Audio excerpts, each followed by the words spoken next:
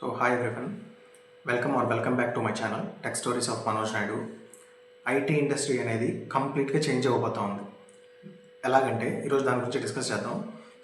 Anthropic అనే కంపెనీకి research team అనేది ఉంటుంది. ఆ రీసెర్చ్ టీమ్కి లీడ్ అయినటువంటి నికోలస్ కార్నెల్ అనే వ్యక్తి వాళ్ళు రీసెంట్గా ఏ ఏజెంట్స్ని యూజ్ చేసి ఒక కంప్లీట్ సి కంపైలర్ని ఫ్రమ్ స్క్రాచ్ నుంచి బిల్డ్ చేశారు.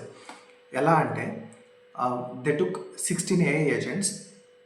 ఆ ఏఐ ఏజెంట్స్కి సి కంపైలర్ని బిల్డ్ చేయాల్సిన టాస్క్స్ అనేటివి ఒక డాక్యుమెంట్ ఫామ్లో ఇచ్చేశారు. యూజువల్గా క్లాడ్ 4.4 మోడల్ అనేది ఎలా వర్క్ అవుతుందంటే, if you give one content or the prompt ఇచ్చిన తర్వాత అది ఆ సెషన్లో ఆ ప్రాంప్ట్కి సంబంధించిన కోడ్ ఇస్తుంది. ఆ తర్వాత మనకి ఏమైనా చేంజెస్ కావాలంటే again we have to instruct the agent or the model, we need respective changes, we need this kind of changes అన్నట్టు.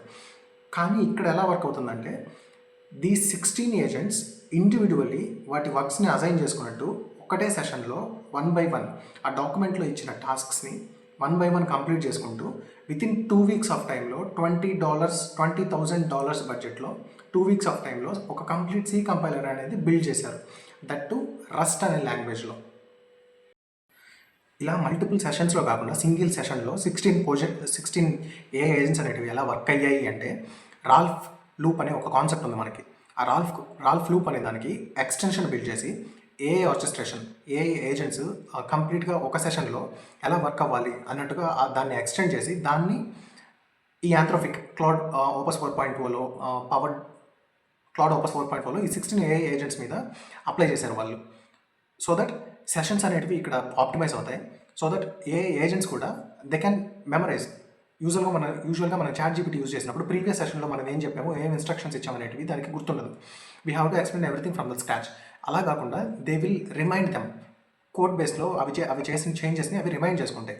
ఓకే, దానికోసం నికోలస్ కార్నెల్ అనే వ్యక్తి ఒక చిన్న మోడిఫికేషన్ చేశారు. అదేంటి అంటే, let me tell you.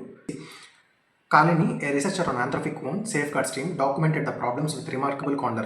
His agents wasted enormous time orienting themselves in the fresh sessions. Multiple agents would pick the same problem and overwrite each other fixes.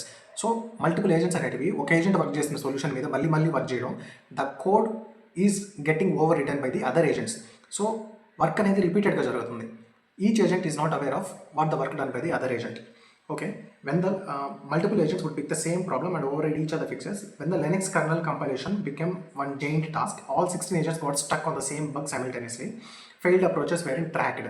So agents repeated dead-end strategies. He had to build custom file-based logs, progress documents, and a known good Oracle just to keep the things moving. This observe chesara. He built one custom file-based logs, progress documents, and a known good Oracle just to keep the things moving. Every single one of these problems is a coordination failure caused by some root issue. Agents have no memory between sessions and no shared knowledge base beyond the code base itself. So Kalani is a world-class researcher. His solutions were clever Git-based synchronization, custom log files, extensive readme maintenance, Oracle-based work partitioning.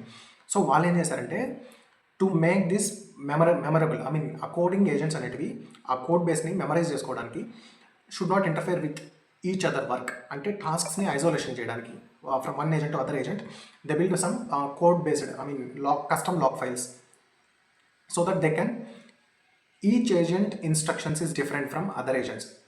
They should be isolated and the code must not be repetitive. And surprising thing ఏంటంటే, these 16 agents build the C compiler without the presence of internet. Complete automation without the presence of internet. These agents get ran. That is shocking actually. Just imagine ఒక lakhs and crores of money invest చేసి groups of people కూర్చొని కొన్ని years of time invest చేసి architecture design చేసి plan చేసి execute చేసి implement చేసిన దాన్ని 2 weeks ఆఫ్ టైంలో $20,000లో 100K లైన్స్, అంటే 1,00,000 లైన్స్ ఆఫ్ కోడ్ రాసి ఒక ఏజెంట్స్, గ్రూప్ ఆఫ్ ఏజెంట్స్, ఒక ఏజెంట్ కాదు గ్రూప్ ఆఫ్ ఏజెంట్స్ బిల్డ్ చేసేయంటే it is equal, it is almost more than humans. It will replace humans definitely. It already replaced. చాలామంది దీన్ని ఇంకా prototype లాగా చూస్తున్నారు. This is not an prototype, it is completely practical. ఒక C కంపైలర్ని build చేసినప్పుడు the thing is how you can document the tasks. మీరు prompt అనేది ఎలా ఇవ్వగలుగుతారు, దానికి అర్థమయ్యేలాగా ఎలా ఐసోలేట్ చేయగలుగుతారు ఒక ఏజెంట్ నుంచి ఇంకో ఏజెంట్కి, అండ్ ఎలా డిజైన్ చేయగలుగుతారు. డిజైనింగ్ వాటికి they should understand, the agent should understand the designing pattern. So documenting అనేది క్రూషియల్ ఇక్కడ, ఏజెంట్స్ ఫ్లో అనేది crucial. So it's time there is no developer అనే పొజిషనే కంప్లీట్గా రీప్లేస్ అయిపోతుంది. People should it's better to concentrate on architectural designs. ఏ kind of cache things use చేయాలి, ఈ డిజైన్కి ఎటువంటి architecture we have to come up with, ఏ ఆర్కిటెక్చర్ యూజ్ చేస్తే దీనికి స్కాలబిలిటీ ఉంటుంది, ఫ్లెక్సిబిలిటీ ఉంటుంది, డ్యూరబిలిటీ ఉంటుంది, ఈ సాఫ్ట్వేర్ని ఎక్కువ రోజులు ఎలా రన్ చేయగలం అండ్ ఎక్స్పాండ్ చేయగలం ఏ డిజైన్ యూజ్ చేస్తే. So think on that architecture kind of things. Don't just remain as a developer, that to you have to learn AI. Okay, ఇంత టైం ఇన్వెస్ట్ చేసి ఇన్ని డిగ్రీలు చేసి కెరీర్లోకి వచ్చిన జస్ట్ 2 yearsకి ఇట్లాంటి టూల్స్ ఏఐ ఏజెంట్స్ లాంచ్ అవ్వడం వల్ల లే ఆఫ్స్ అయిపోయి మళ్ళీ ఐటీ ఇండస్ట్రీలోకి అడుగు పెట్టకుండా పోతే the degree, the college, the +1, the +2, what you have done, everything is waste of time. So ఈ ఫీల్డ్లోనే నిలబడాలనుకున్న వాళ్ళు you have to work harder, get into AI, use AI. Okay, thank you. Just be aware of it. This is not any hype or FOMO or euphoria. ఇదేదో hype కాదు, they are showing it practically. వాళ్ళకి కావాల్సినంత funds వస్తున్నాయి different companies నుంచి. ఎందుకు వస్తున్నాయంటే they don't want to invest on humans as an employees.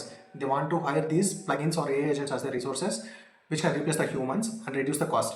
అందువల్ల కొన్ని కంపెనీస్ ఈ యాంథ్రోపిక్ అనే కంపెనీకి భారీగా బడ్జెట్స్ ఇస్తున్నాయి. దీని టర్న్ ఓవర్ చూసుకుంటే 150 బిలియన్ నుంచి అరౌండ్ 350 బిలియన్కి రీచ్ అయింది లాస్ట్ యాంథ్రోపిక్ అప్డేట్ వచ్చినప్పటి నుంచి. Just imagine how much flush is going. Flush అంటే the amount of money getting inside to the Anthropic. ఇంత అమౌంట్ని యూజ్ చేసి వాళ్ళు ఇంకా అడ్వాన్స్డ్గా ఏ ఏజెంట్స్ అండ్ మోడల్స్ని బిల్డ్ చేస్తే ఆపస్ 4.5 ఆర్ ఆపస్ 4.4 దీనికన్నా అడ్వాన్స్డ్ మోడల్ వచ్చిందంటే it can capable to handle more AI agents, more than 16 AI agents it can capable to handle. ఒక కాంప్లెక్స్ ప్రాజెక్ట్ అనేది ఒక ఆర్కిటెక్చర్ డాక్యుమెంటేషన్ చేసిస్తే from scratch it will do everything. ఇది పరిస్థితి. So ఒకటి, either you should be architect. Second, నువ్వు a architect అయినా ఉండాలి, or you have to know the things how to optimise the agents or the workflow. ఈ category వైజ్లో ఆలోచించండి. Okay, and ఇక్కడ ఇంకొకటి ఉంది, నువ్వు ఆర్కిటెక్ట్ అవ్వాలంటే you should have some experience. ఒక ఫ్రెషర్ అనేవాడు ఒక 1-2 years ఎక్స్పీరియన్స్ పెట్టుకుని ఒక ఆర్కిటెక్ట్ లెవెల్ నాలెడ్జ్ కావాలంటే బీభత్సంగా కష్టపడాల్సి ఉంటుంది, లేదా భయంకరమైన ఎక్స్పీరియన్స్ అయినా ఉండాల్సి ఉంటుంది. ఓకే, అండ్ ఫ్రెష్గా గ్రాడ్యుయేట్ అయ్యే వాళ్ళైతే completely focus on AI, pure focus on AI. Just prompt ఇచ్చేస్తే పని అయిపోతుంది. Prompt engineering are the world leading developers are the most high package వచ్చే డెవలపర్స్ అనుకుంటే యు ఆర్ యూజ్లెస్. మీ ఆలోచనలు అనేటివి అంత దరిద్రంగా ఉన్నాయని దాని అర్థం. ఓకే, ఒక prompt engineer who cares, first నీకు ఎక్స్పీరియన్స్ కావాలి. జస్ట్ ఇమాజిన్ ఒక డేటాబేస్లో ఒక డేటా ఉంది, మీ మేనేజర్ మిమ్మల్ని ఆ డేటాని యావరేజ్ చేసి నాకు పంపించు, and you are working for one fintech company. ఒక ఫిన్టెక్ కంపెనీ అంటే తెలుసు కదా, చిన్న మైన్యూట్ చేంజెస్ కూడా వాళ్ళకి lakhs and crores లాస్ తెప్పించగలవు, ప్రాఫిట్ కూడా తెప్పించగలవు. అలాంటి కంపెనీలో వర్క్ చేస్తూ ఒక డేటాబేస్లో ఒక లెడ్జర్ బుక్ కానీ లేదా అమౌంట్ కానీ యావరేజ్ చేసి పంపిమంటే మినిమం నాలెడ్జ్ లేని వాళ్ళు నల్లున్న వాల్యూస్ని రీప్లేస్ చేయకుండా ప్రాంప్ట్ ఇచ్చేసి డేటాబేస్కి fetch this table, fetch this data, calculate the average అని ప్రాంప్ట్ ఇస్తారు ఏజెంట్కి. అదేం చేసేది, నువ్వు ఇచ్చిన ప్రాంప్ట్ ప్రకారం యావరేజ్ చేస్తుంది. But you have to take care of that anomalies. First అనామలీస్ని రిమూవ్ చేయాలి. నువ్వు ఈ అనామలీస్ని రిమూవ్ చేయకుండా నువ్వు యావరేజ్ చేసినా ఏది చేసినా ఫిల్టరేషన్ చేయకుండా యావరేజ్ చేస్తే the data will be corrupted. And the corrupted డేటాని పెట్టుకొని నువ్వు రిపోర్ట్స్ జనరేట్ చేయలేవు. ఫిన్టెక్ కంపెనీస్కి క్లయింట్స్ అనేవాళ్ళు చాలా ప్రొఫెషనల్స్. ఓకే, ఇప్పుడు ఎక్స్పీరియన్స్ ఉన్నోడు ఏం చేస్తాడు, he know the flow. First అనామలీస్ని రిమూవ్ చేయాలి, రిమూవ్ చేసిన తర్వాత ఫిల్టర్ చేయాలి, and then we have to calculate the average. ఇది ఒక ఎక్స్పీరియన్స్డ్ పర్సన్కి ఓన్లీ వైప్ కోడర్కి ఉన్న తేడా. ఒక ఎక్స్పీరియన్స్ ఉన్నవాడు వైప్ కోడింగ్ నేర్చుకొని ప్రాంప్ట్ ఇంజనీరింగ్ నేర్చుకొని ఏఐలోకి వెళ్తే హీఈస్ అన్బీటబుల్. వీళ్ళకి చాలా స్కోప్ ఉంటుంది ఫ్యూచర్లో. Okay, so don't trust blindly. ఒక ఇన్స్టాగ్రామ్ రీల్స్ చూసి ఇంకేదో చూసేసి ఫోమోలో రష్లో వెళ్ళిపోవడం, హైప్కి వెళ్ళిపోవడం. Never do this. Sit in a quiet room. మీ స్కిల్స్ ఏమవచ్చు, మీ స్కిల్స్కి ఏది ఇంటిగ్రేట్ చేస్తే your skills will become most powerful, ఇంకా హై ఇంపాక్ట్ క్రియేట్ చేయగలరని ఆలోచించుకొని then you have to step in. కూర్చొని 100 జాబులకు అప్లై చేస్తే ఒక్కటి కూడా రెస్పాన్స్ రాదు. అన్ని అన్ఫార్చునేట్ రిగ్రెట్ మెయిల్సే వస్తాయి, నాది guarantee. Okay, you have to plan it, you have to execute it, you have to be sharp, stay sharp. Okay, ఈ అప్డేట్స్ చూసి అవన్నీ చూసి భయపడిపోయి వీ కాంట్ గివ్ అప్ అనుకుంటే ఇక్కడ గివ్ అప్ ఇస్తే లైఫ్లో గివ్ అప్ ఇవ్వలేరు. You have to survive bro. డబ్బు లేకుండా ఏది సాగదు. If you want money, first you need to do the job. నువ్వు బిజినెస్ చేయాలన్నా నీకు ఫండింగ్ కావాలంటే ఫస్ట్ జాబ్ నుంచి ఫండింగ్ తీసుకోవాల్సిందే. ఓకే. ఏఐకి జడిసో కొత్త టెక్నాలజీలు వస్తున్నాయనో never never leave your passion, just acquire it. Signing off Manoj Naidu. Thank you.